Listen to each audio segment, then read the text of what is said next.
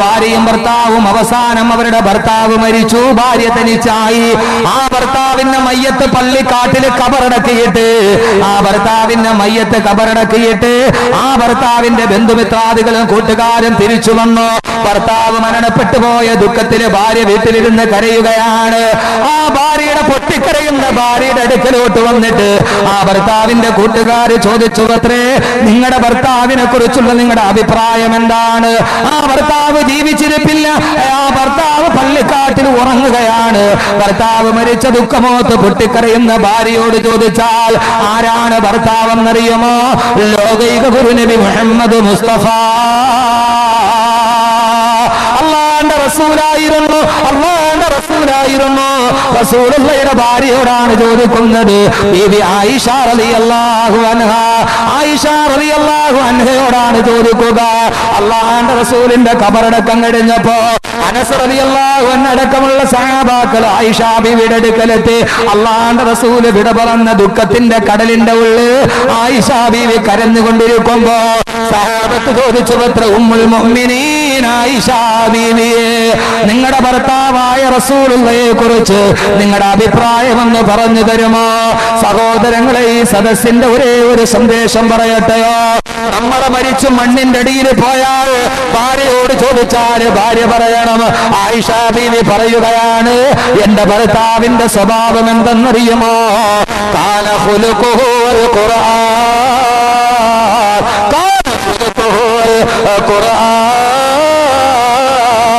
എന്റെ ഭർത്താവിന്റെ സ്വഭാവം ഖുർആനായിരുന്നു. ഖുർആൻ പറഞ്ഞ ഭർത്താവായിരുന്നു. ഖുർആനിലെ ഭർത്താവാകണം. ആയിഷയുടെ പ്രവാചകനെ പോലെ, ഹാജറയുടെ ഇബ്രാഹിമിനെ പോലെ സല്ലല്ലാഹു അലൈഹി വസല്ലം. എന്റെ പ്രിയപ്പെട്ട സഹോദരങ്ങളെ, ആ ഭർത്താവായി മാറാൻ നമുക്ക് കഴിയണം. ബഹുമാനപ്പെട്ട ആയിഷ ബീവി പറഞ്ഞതെന്താ? എന്റെ ഭർത്താവ് മണ്ണിന്റെ അടിയിലാണെങ്കിലും അദ്ദേഹത്തെ കുറിച്ച് പറയാൻ എനിക്കൊന്നേയുള്ളൂ. ആയിഷ ബീവിയോട് ഭർത്താവ് മറ്റുള്ള ജീവിതം എങ്ങനെയെന്ന് ചോദിച്ചപ്പോ ആയിഷ ബീവിയുടെ മറുപടി ഒരു ദീർഘനിശ്വാസമായിരുന്നില്ല, വിധിയെ പഠിക്കലായിരുന്നില്ല.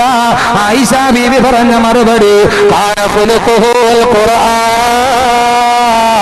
എന്റെ ഭർത്താവ് ഖുർആൻ പറഞ്ഞ ഭർത്താവായിരുന്നു. ഖാമോസ് രഹി തോ ഖുദാ കീ കിതാബ് ഹേ, മഗർ ബോൽ രഹി തോ റിസാലത്ത് കാ മാബ് ഹേ. खामोश रही तो खुदा की किताब है, मगर बोल रही तो रिसालत का माब है. എന്റെ ഭർത്താവ് മിണ്ടാതിരുന്നാൽ പ്രവാചകനെ പോലെ, എന്റെ ഭർത്താവ് മിണ്ടാതിരുന്നാൽ ഖുർആൻ പോലെ, മിണ്ടിയാലോ പ്രവാചകനെ പോലെ. മൗനം പോലും ഖുർആനാക്കി മാറ്റിയ, മൗനം പോലും 1000 വാചാലങ്ങളുടെ വാച്യാതാർത്ഥമുള്ള ഖുർആന്റെ ഭർത്താവായി മാറിയ, വർഷങ്ങളോളം കടപ്പുറ പങ്കിട്ടിട്ട് ആ ഭർത്താവിനെ കബറടക്കിയിട്ട് തിരിച്ചു വന്ന് കൂട്ടുകാര് ചോദിച്ചപ്പോ ഭാര്യക്ക് പറയാനൊരു പരാതിയില്ല, ഭാര്യക്ക് പറയാനൊരു പരിഭവമില്ല. എന്റെ ഭർത്താവ് ഖുർആന്റെ ഭർത്താവ്. ആരാണ് സഹോദരങ്ങളെ പറയുന്നത്? ആ ഭർത്താവ് ഞാനും നിങ്ങളും അങ്ങനെയാകുമോ? ഞാനും നിങ്ങളും അങ്ങനെയാകുമോ? ഇൻഷാ അല്ലാഹ് ഭാര്യയെ കുറിച്ച് നമുക്ക് നാളെ ചർച്ച ചെയ്യാം. ഖുർആനിലെ ഭാര്യ ഇന്ന് ഖുർആനിലെ ഭർത്താവാണ്. ആ ഭർത്താവായി മാറണം. ആയിഷ ബീവി നബിതങ്ങളെ കുറിച്ച് പറഞ്ഞപ്പോ നബിതങ്ങൾ ആയിഷ ബീവിക്ക് വെച്ചു കൊടുത്തത് 2 നിലമാളുകയല്ല, കിടക്കാൻ പട്ടുപർവ്വതാന് വിരിച്ചു കൊടുത്തിട്ടല്ല, തിന്നാൻ വാരി കൊടുത്തിട്ടല്ല. ആയിഷ ബീവി ജീവിച്ച വീട് ഏതാണെന്നറിയുമോ? ആ ഭാര്യയും ഭർത്താവും വർഷക്കണക്കിന് വർഷം ജീവിച്ച വീട് ഏതാണെന്നറിയുമോ? 10 മുഴം വീതിയുള്ള 8 മുഴം നീളമുള്ള ഈത്തപ്പന മരത്തിന്റെ ഓലകൾ കൊണ്ട് മെനഞ്ഞ, മഴ പെയ്താല് വെള്ളം മുഴുവനും റസൂലുള്ളാഹിയുടെ ദാടിയിലൂടെ ഇട്ടിട്ടൊടുകുമെന്ന് സാവത്ത് സാക്ഷ്യം വഹിച്ച മക്കയിലെ കുടിലല്ലയോ? ലോകത്ത് നമ്മൾ 1,00,000 വീട് കോളനി എന്ന് കേട്ടിട്ടുണ്ടോ? ലോകത്തിലെ ആദ്യത്തെ 1,00,000 വീട് കോളനി എവിടെയാണെന്നറിയോ? 1,00,000 വീട് കോളനിയാണോ? ഇടുക്കി ജില്ലയിൽ പട്ടംതാണുപിള്ള കൊടുത്ത പട്ടം കോളനി എന്ന് പറയുന്ന സ്ഥലമുണ്ട്. അവിടെ പട്ടംതാണുപിള്ള മുഖ്യമന്ത്രിയായപ്പോ കാട് വെട്ടിത്തെളിച്ചവർക്ക് പട്ടയം ചെയ്ത് കൊടുത്തത് കൊണ്ടാ പട്ടം കോളനി ആയത്. ലോകത്തിലെ ആദ്യത്തെ കോളനി ഏതെന്നറിയുമോ? അല്ലാഹുവിന്റെ റസൂലിന്റെ മസ്ജിദുൻ നബവിയുടെ ചാരത്തുള്ള കോളനി. ആ കോളനിയിലെ 1,00,000 വീടിനേക്കാൾ വളരെ ദുരവസ്ഥയായിരുന്നു ആ വീടിന്.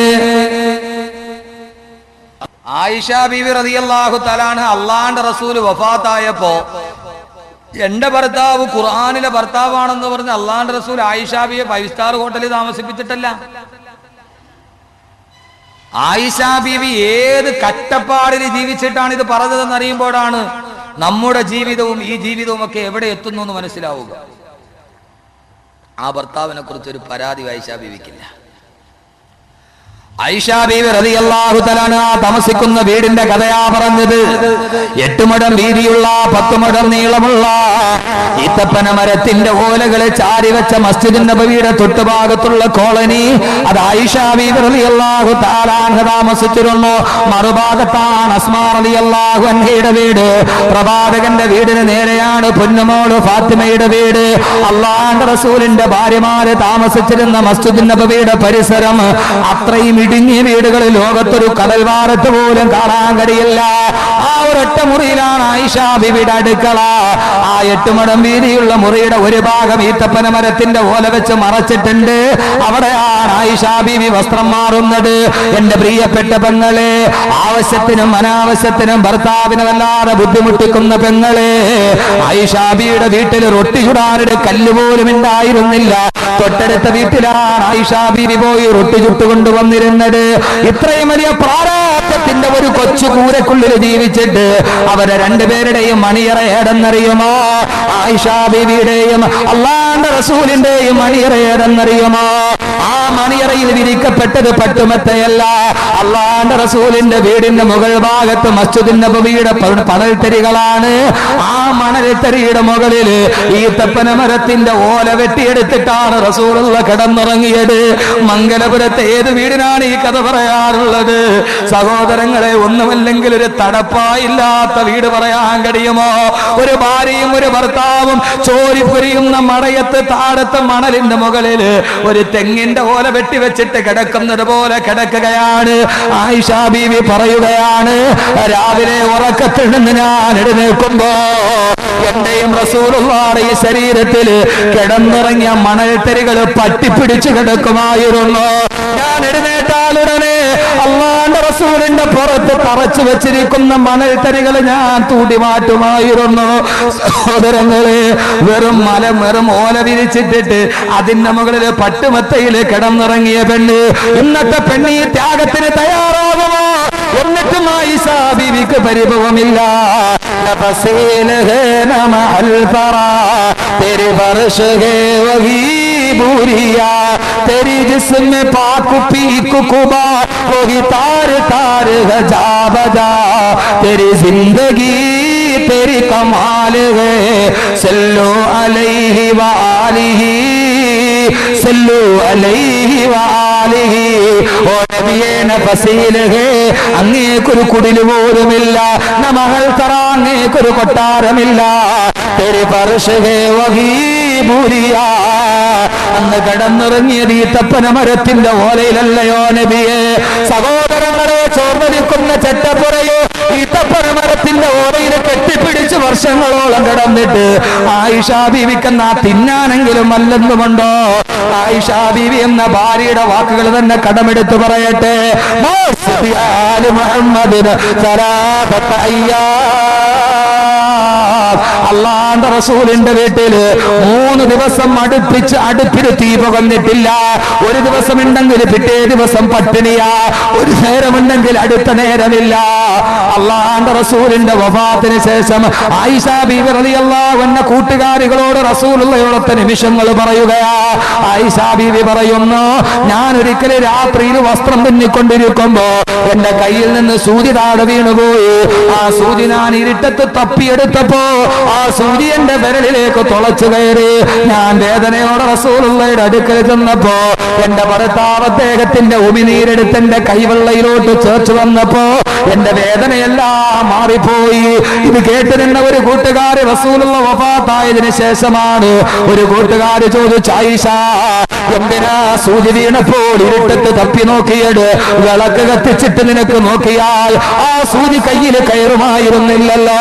സഹോദര, ഒരു കുടുംബത്തിന്റെ കഥയാണിത്. ആയിഷ ബീവി ചോദിച്ചു, അത്ര എന്താ പറയുന്നത്? വിളക്ക് കത്തിച്ചു നോക്കാനോ?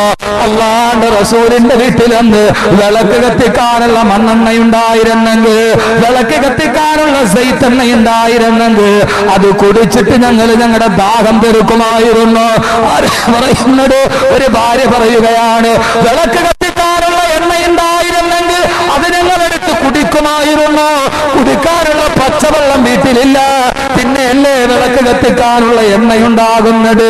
സഹോദരങ്ങളെ, നാടൻ ഭാഷയിൽ പറഞ്ഞാല് കരിന്തിരി കത്തുന്ന മണ്ണെണ്ണ വിളക്കും കയ്യിൽ പിടിച്ച് വിളക്ക് കത്തിക്കാൻ എണ്ണയില്ലാതെ ജീവിച്ച ആയിഷ, അല്ലാഹുവിന്റെ റസൂല് വഫാത്തായി കഴിഞ്ഞപ്പോ ആയിഷ ബീവിയെ കൊട്ടെടുത്ത കൂട്ടുകാരി ഭക്ഷണം കഴിക്കാൻ വിളിച്ചു. ആയിഷ ബീവിയുടെ മുമ്പിൽ വലിയ ഭക്ഷണം കൊണ്ടുവന്ന് വെച്ചു. ഇറച്ചിയുണ്ട്, ഈത്തപ്പഴമുണ്ട്. അത് കൈയെടുത്ത് വെച്ചപ്പോ ആയിഷ ബീവി പൊട്ടി പൊട്ടി കരയാൻ തുടങ്ങി. കൂട്ടുകാര് ചോദിച്ചു, എന്തിനാ കരയുന്നത്?